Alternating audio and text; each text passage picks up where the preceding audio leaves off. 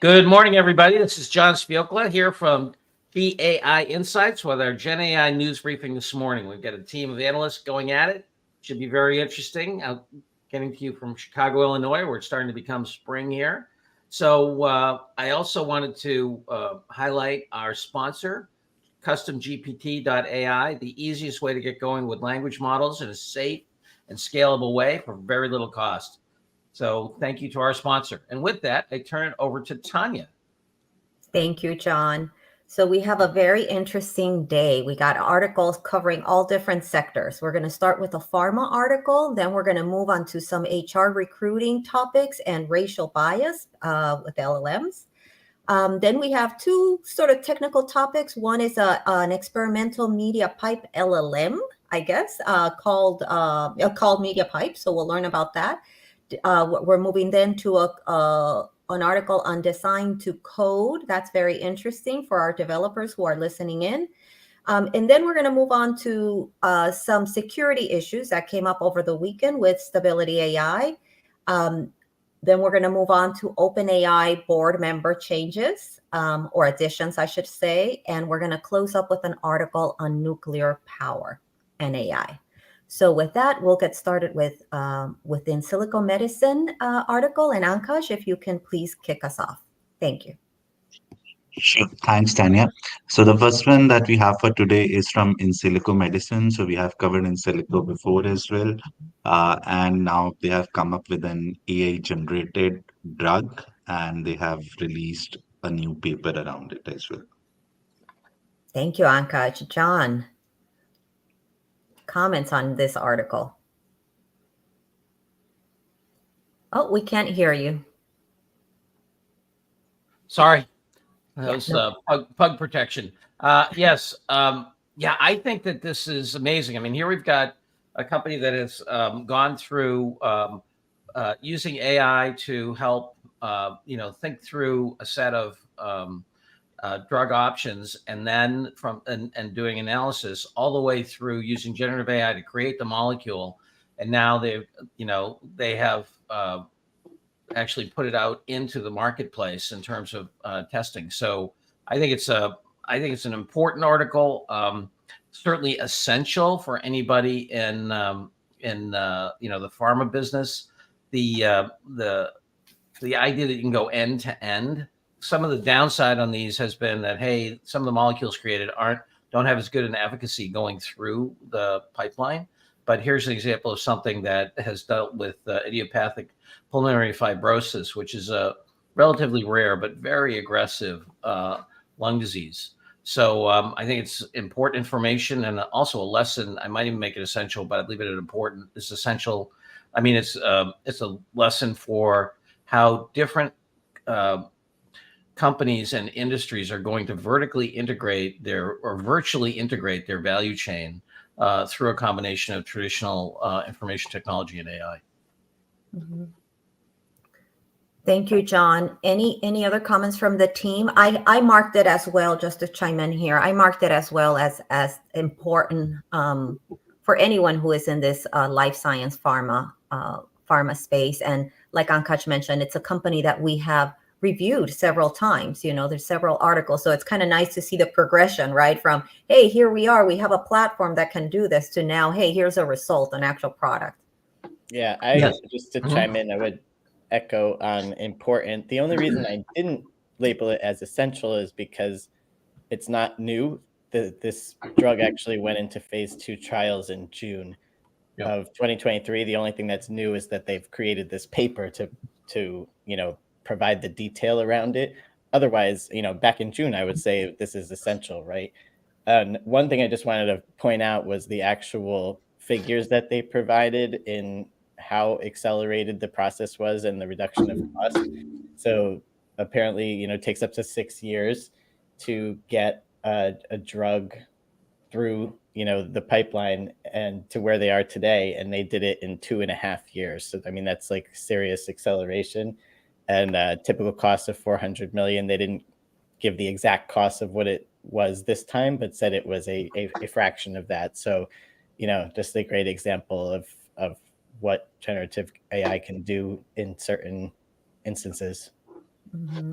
Right. And And it's certainly not just pharma, right? The materials industry, any materials heavy industry is experimenting with that, or should be experimenting with that for sure. And it is a great use case that and showing the time of reduction in product development. So it's certainly important for that reason.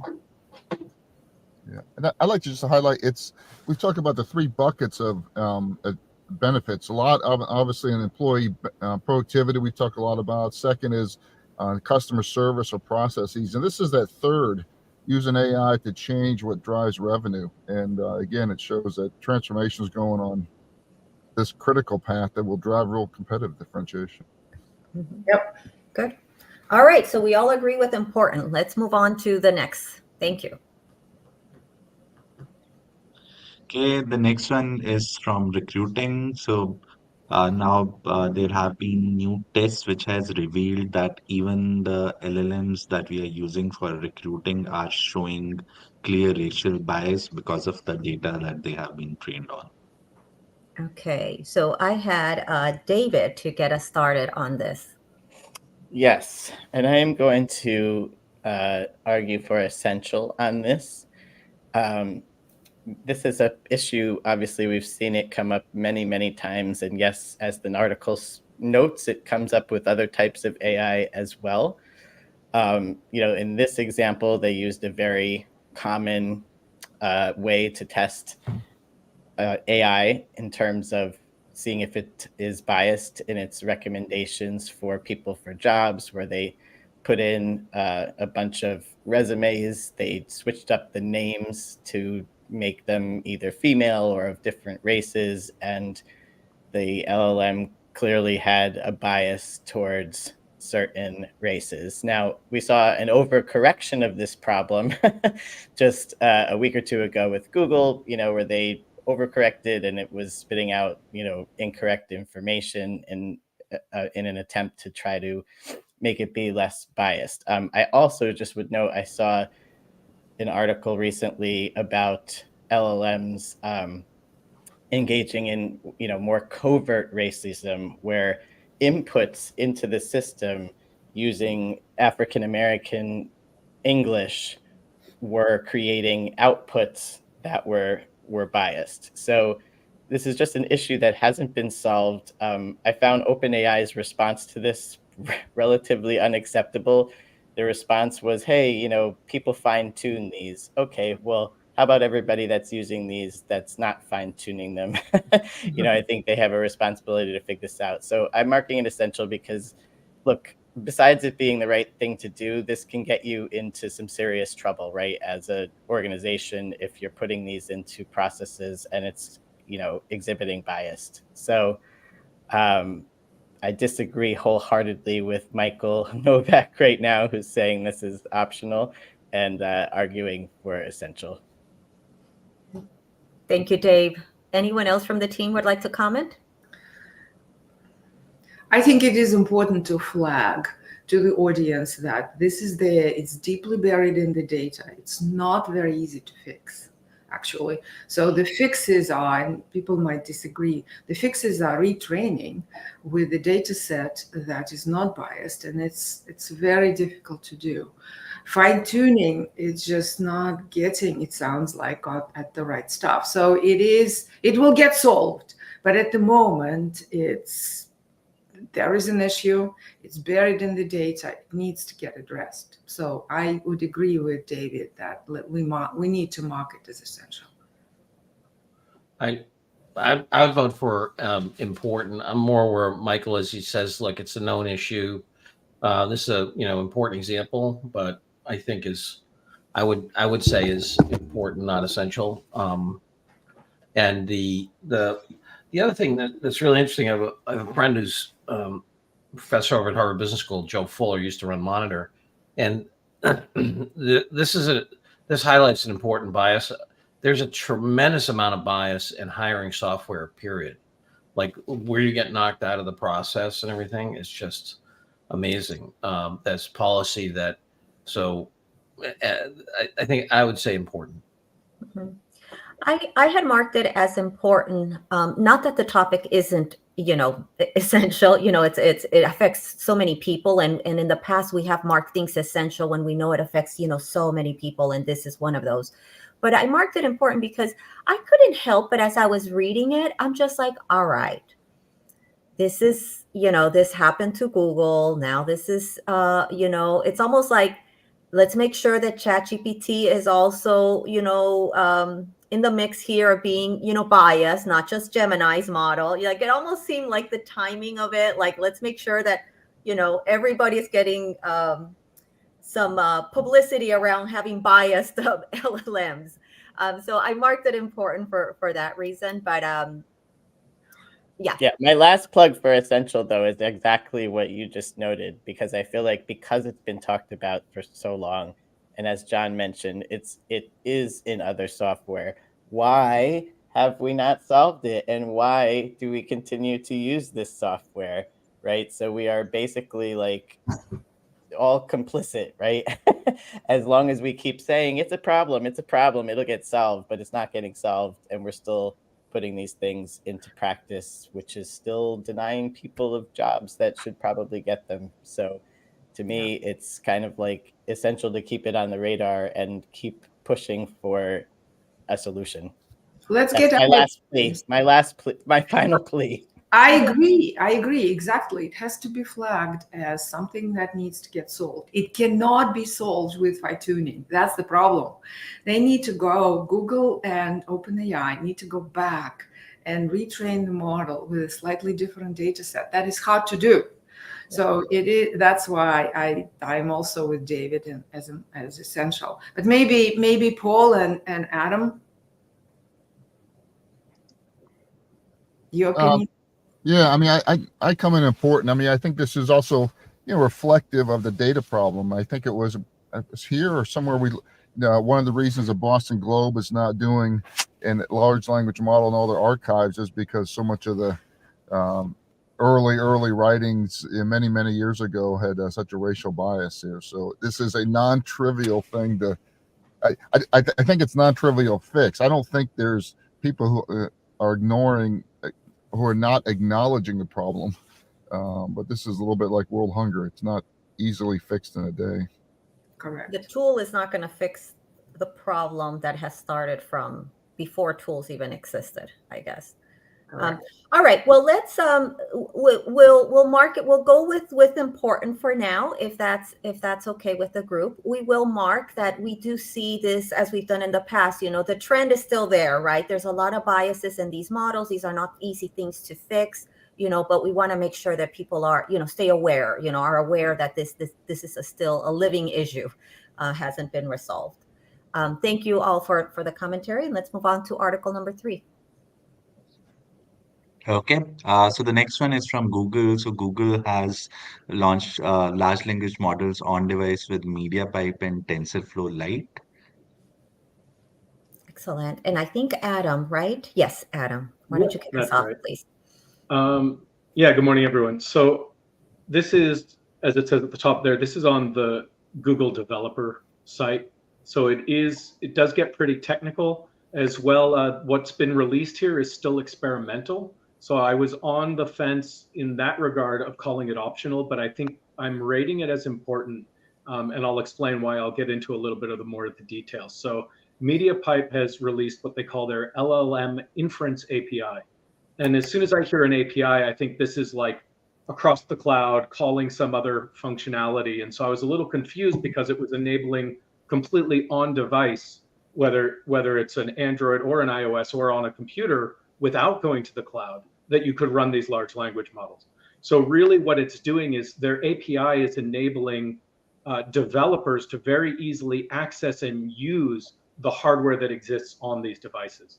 So although it's an API, it's not a cloud API call. It's enabling the functionality to use and integrate with the existing hardware. 4 weeks now, and even I think last week we were talking quite a bit more. And I think, Paul, you probably saw, I think it was last week at the conference you went to, the emphasis on these LLMs moving to the edge and the on-device importance of this. So this is an important step in the right direction. The Gemini Nano which is the Google equivalent of this that would run just on Android, is exactly that, just for Android. Whereas this experimental API enables it on web, iOS, and Android. So I think it's an important step for developers to now be able to start making cross-platform compatible large language models that do run on those edge devices. Thank you, Adam. And you're marking it as important. Did I hear you right? Okay, good. Any other comments from the team? I would actually put it as optional, with a note that it is a trend that we see continuing to bring all the content onto the device.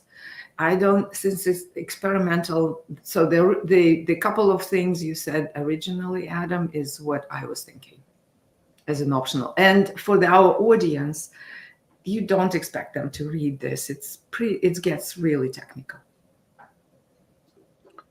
I don't know. I have more faith in the technical abilities of our audience, I guess. And I'd originally said optional, but I don't know, Adam. And listening to you, I'm more toward important because of the I'm thinking about some of our clients, for example, like the big pharma company or whatever, or the medical device company that we're working with. Some of their, and our client has about 50 AI professionals reporting to him, right?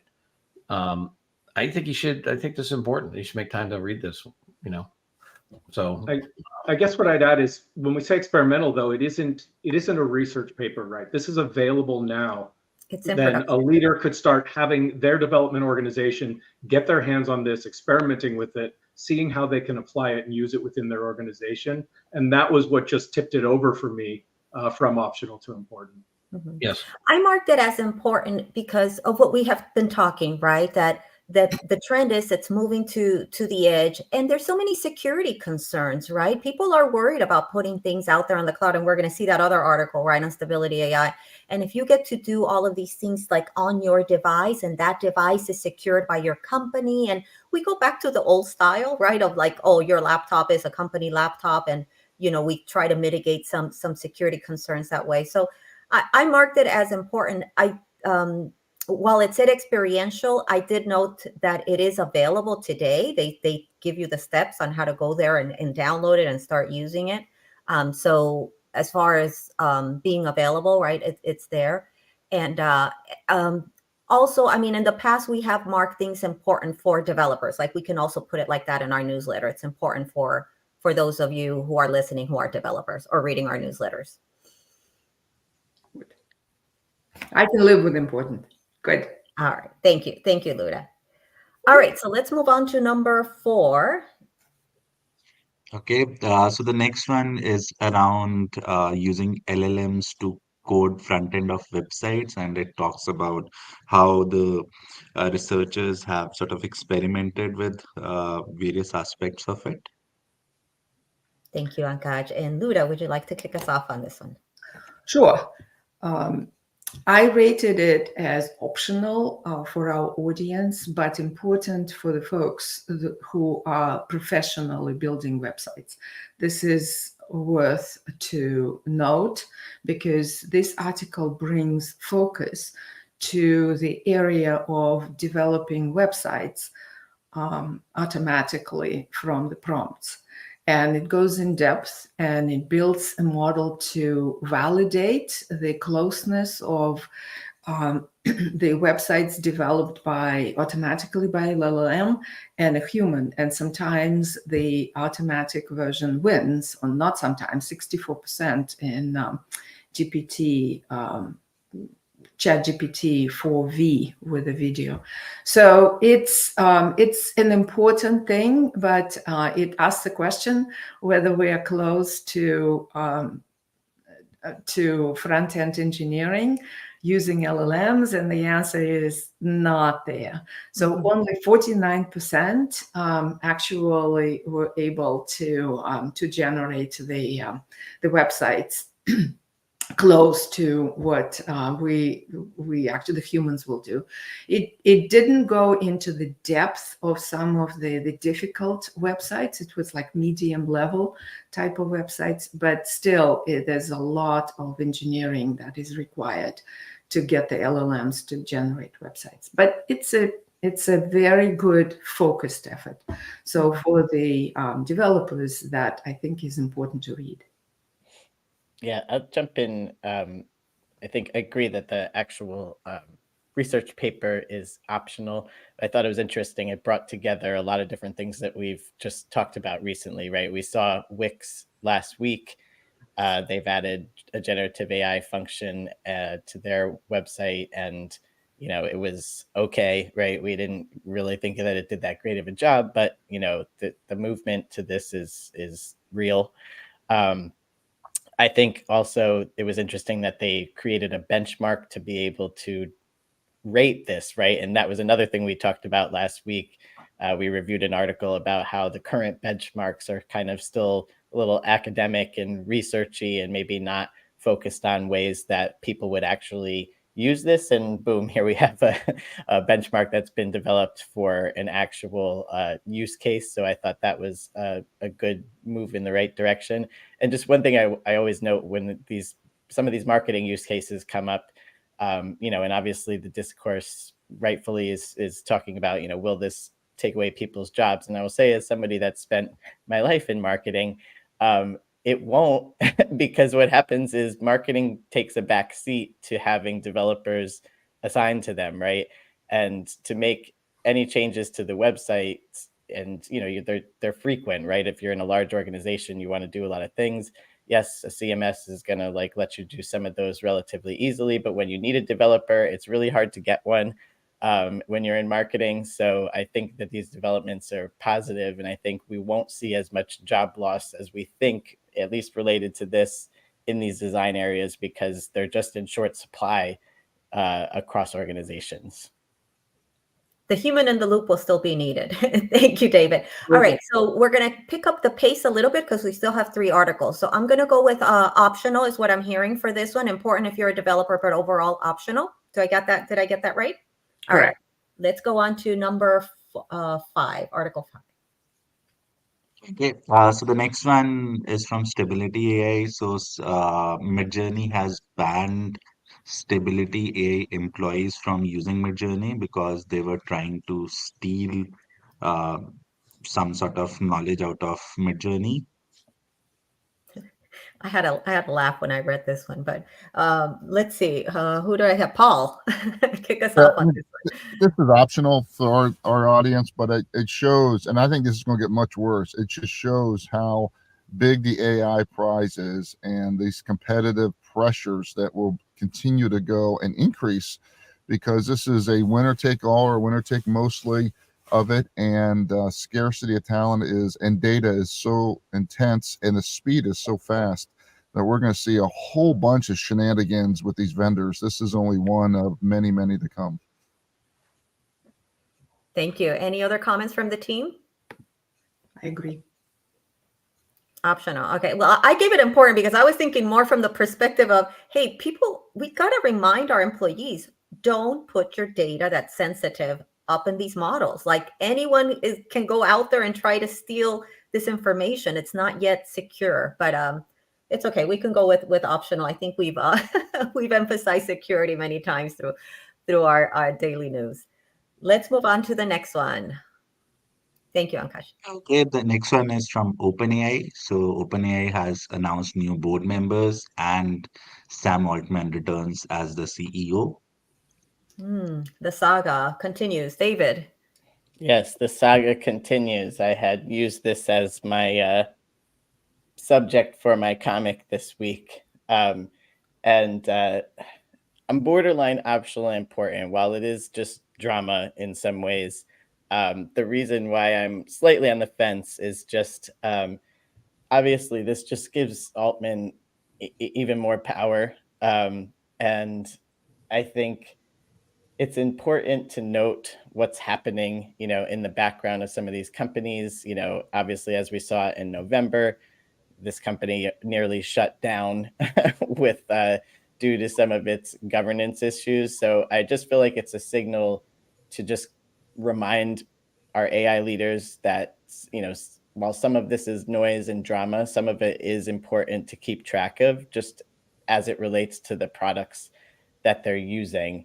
And, just to note, Sam is back. They also brought on 3 other board members, all female, thankfully, as there were lots of calls to try to diversify this board, as it was currently 3 white men and also small. There was only 3 people. So now it's up to 7. So that's an improvement. So, I could go either way on optional and important, just for the reasons that I articulated. Thank you. Let's have one comment from the team. I think that, it may be diversity from a gender perspective, but from a power perspective, all 3 of the members came from the Gates Foundation. I mean, come on. We need other dimensions of diversity, but whatever. Well, I think at that point, John, I think the bigger question is, 5 years from now, are we going to see any major change in the most powerful tech companies out there? I'll argue no. So this idea that we're already digital serfs now, the powerful are getting more powerful, large language models are just a feature on the cloud war, is what's really going on here, and people need to understand that. It was so interesting hearing the Stability AI CEO talk about that MIT conference this weekend. He said, guys, let's be really clear. It's all about distribution. The best product never, ever, ever wins, full stop. And all these startups don't have distribution here. So I think this is a power game that's really will affect some AI leaders' competitive strategy going forward here. Mm-hmm. Yeah, I think Well, John Sherman, the author of the Antitrust Act, is definitely doing flips in his grave. I mean, it's time to crank up, antitrust. Yeah. And what we've discussed in the past, right? Each country needs to come up with their own representation, their own product. Like we have these big, huge companies, and do we have real world representation in them? Love it. Oh, love it, Dave. All right, so we're gonna go with. Did I hear? Point out that this also sent this message to Elon Musk, which I thought was like added kudos to Sam Altman to do this in the week that he got sued for basically taking this company to profit, and he's just amping it up and saying, I don't care. Tanya, if we could just take a quick second back, can you show that again? Whoever's going to, David, can you take a quick audience? Tell our audience, how do you make these? They're such unique things that you spend a lot of time each week on. Oh yeah, sure. I'll put it back up. So I have the 2 image generators that I use most frequently. I use MidJourney still to make these, at least the base images. Occasionally I throw in a little dolly, but there's also a lot of Photoshop work going on. Like, as I noted in this comic, good news, the image generators would not let me flip the bird with no matter what I put in there. So I had to hand make those hands in Photoshop. And so I can tell you, humans still need to be in the loop for these if you want to make something very intricate. So graphic designers and marketing, still good. Those jobs will exist. Thanks, Dave. All right, so we have one last article, and we literally have less than 2 minutes left. So it's the one on nuclear power and AI. Ankaj, please, thank you. Yeah, so this one is how the AI industry is pushing nuclear power revival. So we saw last week Amazon buying a nuclear power plant, and now Sam Altman investing in nuclear power to power their data centers. All right, and John, I figured you would like this article. Yes, well, the snarky part of me said, yeah, this is great. So now, Meta gets in nuclear power. Let's move fast and break things. No, I know it's OpenAI that's going vertical. I think this is optional. I think, the issue of, the power, I do think it's important to note that some of the estimates, run 4 to 8 times as much power is going to be needed to generate the intelligence that's going to go over the cloud. And, that's huge. And right now they said that, we consume about 4,000 terawatts of power in the US, just over, and it's approaching 100 terawatts in the AI field. So I think this is optional, important trend to watch over time, and something, for the sake of the environment. I've always been a big supporter of nukes myself, because I think that's the most practical thing we could do. But whatever. So optional. All right, optional it is. So anybody else have a different rating for that one? Marking it optional. All right, good. All right, so Ankash, if we have the summary slide, we can pull it up. Otherwise, I took some quick notes. We have 3 important and then 4 optionals for the day. And with that, Paul and John, I'll give it back to you. And I know we might need to wrap up quickly before we get cut off. Yes, just want to thank our sponsor, CustomGPT.ai. Hope this is useful. Look forward to seeing you all tomorrow. All right. And Learning Lab tonight, right? Learning Lab, Paul? Learning Lab tonight.